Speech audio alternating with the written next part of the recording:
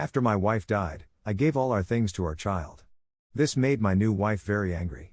After my wife passed away, I entrusted all my assets to our child. This decision infuriated my next wife. My name is Nathan. My life changed irreversibly 3 years ago when my beloved wife Emma passed away unexpectedly. The shock of her death still haunts me, a grim reminder of how quickly and tragically life can alter. We had been together for 20 beautiful years, building a life full of love, laughter, and shared dreams. Emma was my anchor, my confidant, and the mother of our daughter Lily. And her felt like losing a part of myself. Emma was a vibrant, loving woman with an infectious zest for life. She was dedicated to her career as a pediatrician, always putting her heart into helping children. Her passion extended to our home, where she created a nurturing environment for Lily and me. We had met in college, and from the moment we locked eyes, I knew she was the one. We shared countless memories: our first home, the birth of Lily, family vacations, and quiet moments of contentment. Emma had a unique ability to make every day feel special. The day Emma died is etched into my memory with painful clarity, a series of moments that I often replay, wishing I could somehow alter the course of events. It was a typical Tuesday afternoon. Emma had just finished her shift at the pediatric clinic, a place where she poured her heart and soul into caring for children. She called me before leaving, her voice tired but cheerful as she spoke about a particularly challenging case she had handled that day. "I'll be home soon," she said. "Let's have dinner together and maybe watch that movie we've been putting off." I had no reason to think that this would be our last conversation. The accident happened just a few miles from our home. Emma was driving along the familiar route, a stretch of road she had traveled countless times. According to the police report, a large truck had veered out of its lane, crossing the median and colliding head-on with Emma's car. The impact was devastating. The truck driver later revealed that he had fallen asleep at the wheel, a tragic lapse that had catastrophic consequences. I received the call around 5:30 p.m. It was a number I didn't recognize, but something in me sensed that it wasn't going to be good news. The voice on the other end was calm and professional, but the words they spoke shattered my world. "Mr. Anderson, this is Officer Blake from the County Police Department. Your wife Emma Anderson has been in a severe car accident. I'm afraid she didn't survive the impact." For a moment everything around me stopped. The air seemed to thicken and I couldn't breathe. I heard the officer's voice continuing, explaining the details and asking if there was someone I could call to be with me, but I was numb, my mind refusing to process the reality of what I was hearing.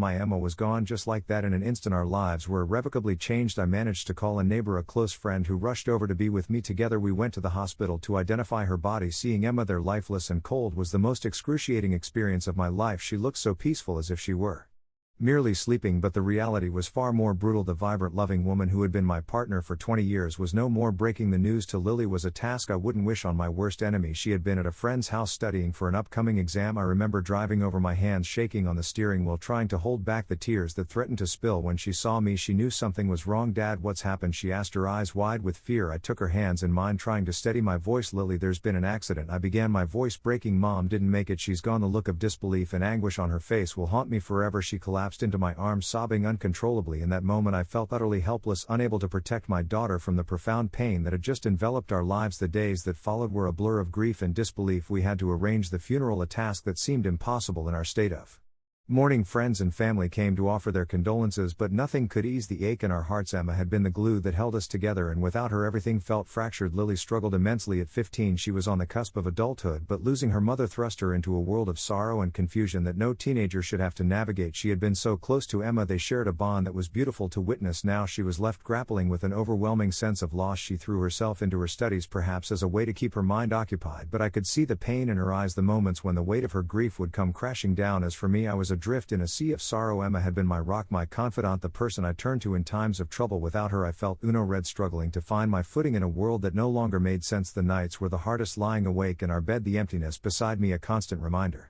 of what I had lost. Every corner of our home held memories of Emma, from the photos on the walls to the scent of her perfume lingering in the air. People often say that time heals all wounds, but in those early days I couldn't see how that was possible. The pain was too raw, too all-encompassing. My only solace was in being there for Lily, trying to support her as best as I could. We leaned on each other, our shared grief a bond that both united and tore us apart. Emma and I had often talked about our future and what we wanted for Lily, although we hadn't formalized it in a will. It was clear to me that Emma intended for Lily to inherit everything we had worked so hard to build. Emma's own parents had left her everything, and she always believed in the importance of leaving a legacy for our daughter. So when Emma passed away without a will, the legal proceedings divided everything equally between Lily and me, but in my heart I knew Emma's true wishes. Lily and I supported each other through those Dark days leaning on each other as we tried to find a new normal. Despite her youth, Lily displayed remarkable resilience and strength. She threw herself into her studies and extracurricular activities, perhaps as a way to cope with her grief. I tried to be there for her to fill the void left by Emma as best as I could, but I knew I could never replace her mother. About a year and a half ago, I met someone new, Jessica. Our meeting was unexpected, one of those serendipitous moments that life occasionally offers. I was at a charity event, something I had thrown myself into as a way to give back and stay busy. The event was a fundraiser for a local children's hospital, an institution close to my heart. Because of Emma's work as a pediatrician, I found solace in helping others, trying to channel my grief into something positive. The venue was bustling with activity. Volunteers were setting up tables, arranging decorations, and preparing for the evening's festivities. As I navigated through the crowd, my eyes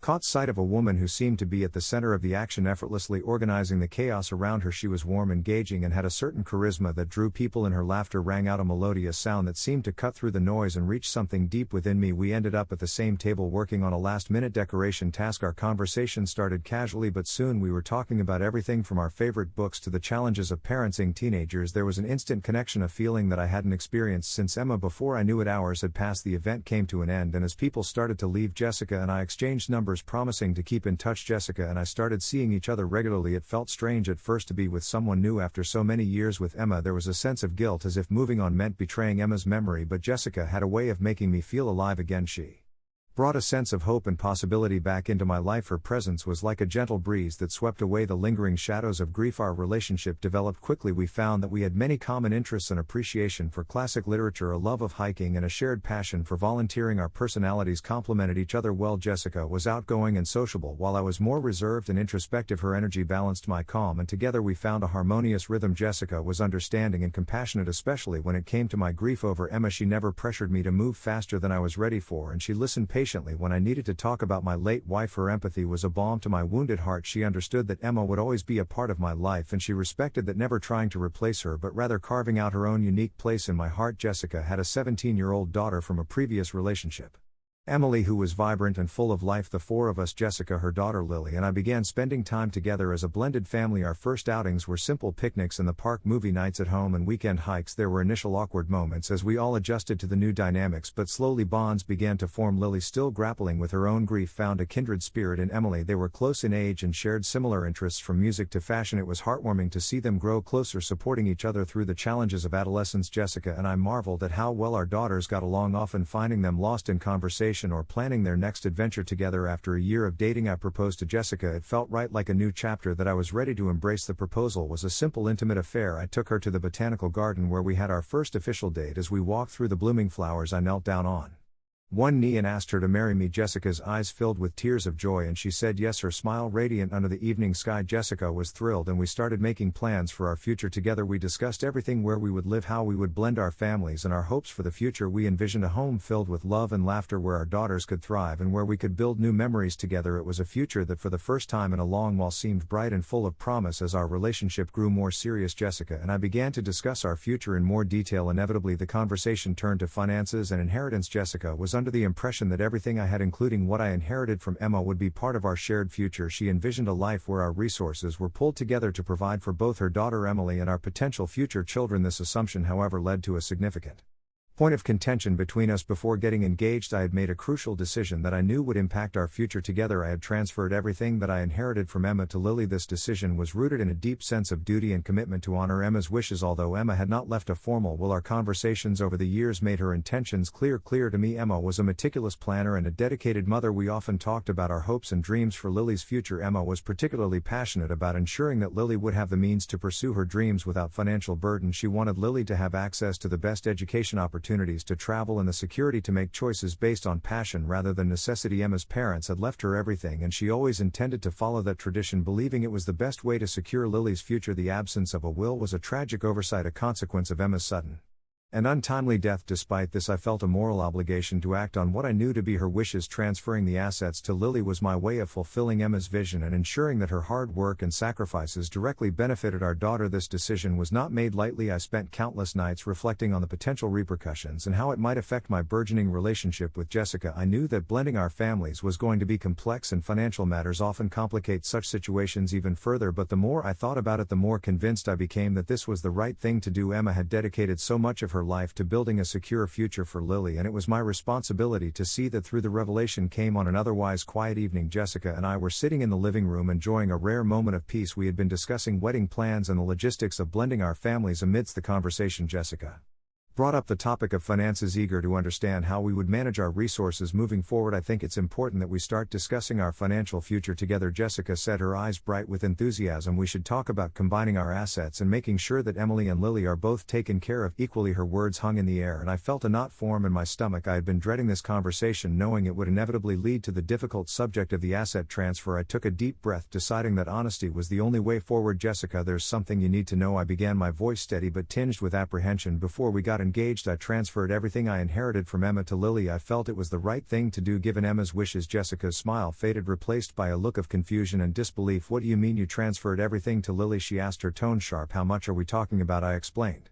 The details: the house, the savings, the investments, everything that Emma and I had worked for, I had ensured would go to our daughter. As I spoke, I could see the realization dawn on Jessica, her eyes narrowing and her lips pressing into a thin line. So you're saying that everything Emma left you is now in Lily's name? She asked, her voice rising. How could you make such a huge decision without discussing it with me first? I did it because it's what Emma would have wanted, I replied, trying to keep my voice calm. She always intended for Lily to inherit everything. I felt it was my duty to honor her wishes. Jessica stood up, her hands clenched into fists. And what about our future? What about Emily? Did you even consider us? She felt blindsided and betrayed, believing that I had acted unilaterally without considering our shared future. Her anger and disappointment were palpable. Jessica argued that our marriage should mean sharing everything, including financial assets, and that by transferring everything to Lily, I was excluding her and Emily from our future plans. I tried to explain my reasoning to Jessica, hoping she would understand the depth of my commitment to honoring Emma's legacy. I told her about the conversations Emma and I had, the dreams we had for Lily, and the profound responsibility I felt to uphold those dreams. I emphasized that this was not a reflection of my feelings for Jessica or her daughter, but rather a fulfillment of a promise I made to Emma, even if that promise was never formally documented. Jessica's perspective was different. She saw the transfer as a barrier to our future, a sign that I was not fully committed to our new family. She felt that her daughter and any future children we might have were being unfairly excluded from resources that could benefit everyone. Her arguments were passionate and heartfelt, underscoring her desire to build a life together based on mutual support and shared responsibilities. The situation put me in a difficult position. On one hand, I